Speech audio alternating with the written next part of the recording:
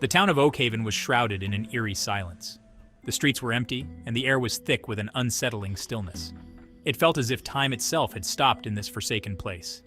A perpetual mist hung heavy in the air, casting long, distorted shadows that seemed to move and shift with a life of their own.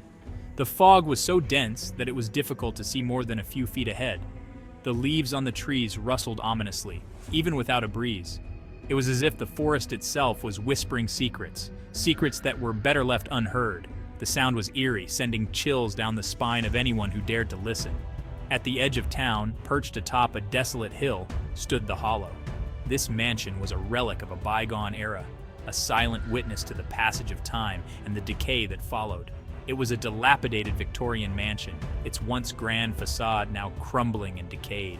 The walls, which had once been a pristine white, were now stained and weathered, telling tales of neglect and abandonment. The windows were boarded up, like vacant eyes staring out into nothingness. They seemed to hold a silent vigil, watching over the empty town below, guarding secrets that no one dared to uncover. The paint peeled from the walls, revealing the rotting wood beneath.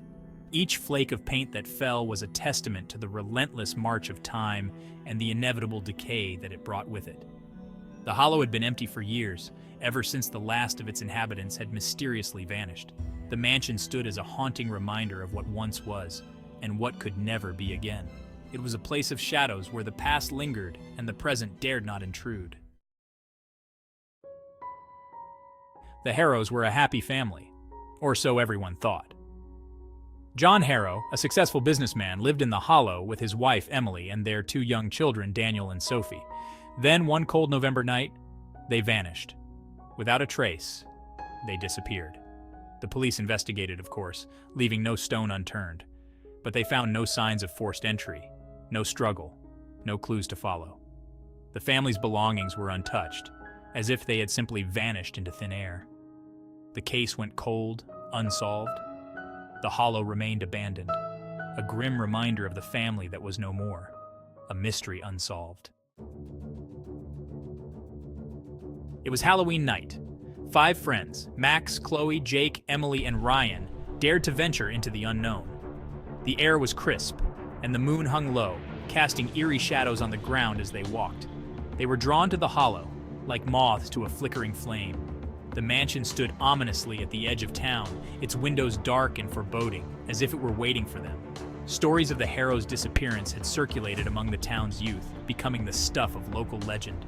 Whispers of ghostly apparitions and unexplained noises filled their conversations, fueling their curiosity and fear. It's all nonsense. There's nothing to fear. Just old stories to scare kids. I'm not so sure about this, but I'll go along. What if the stories are true? Yeah, piece of cake, right? I mean, it's just an old house. I don't know, this place gives me the creeps. The air feels heavy, like something's watching us. Hey, why did the ghost go to the party? To lift everyone's spirits, haha, get it? But seriously, let's stick together.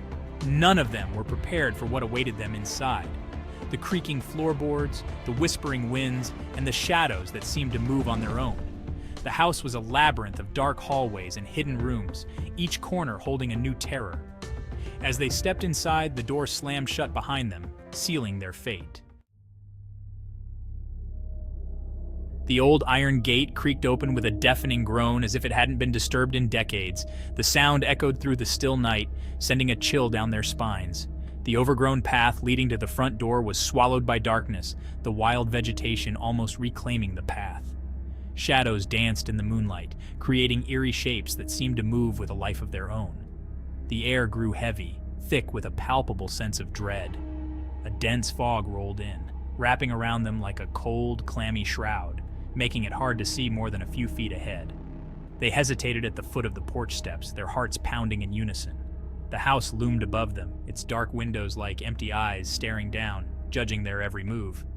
Max, mustering a show of courage, reached for the doorknob. His hand trembled slightly, the cold metal sending a jolt through his body. It turned with a sickening click, the sound reverberating through the silence. The door creaked open slowly, revealing the darkness within. The stench hit them first, a putrid mix of mold, rot, and something far worse. They gagged, covering their noses, but the smell seemed to cling to them, seeping into their very pores. The air inside was stale and musty, heavy with the scent of decay. The walls were lined with peeling wallpaper, and the floor was littered with debris from years of neglect. Cobwebs hung from every corner, shrouding the furniture in ghostly drapes. They swayed gently in the draft, as if moved by unseen hands. Dust covered every surface, undisturbed for years. It lay thick on the furniture, turning everything a dull, lifeless gray. The only light came from the slivers of moonlight that pierced through the gaps in the boarded-up windows. The beams of light created eerie patterns on the floor, adding to the sense of unease. Each creak of the floorboards beneath their feet sent shivers down their spines. The sounds seemed to echo through the empty house, as if the very walls were whispering secrets. They had crossed the threshold into the unknown. Every step forward felt like a journey deeper into the heart of darkness, where the past lingered and the present felt like a distant memory. The house seemed to breathe around them, its ancient timbers groaning under the weight of untold stories.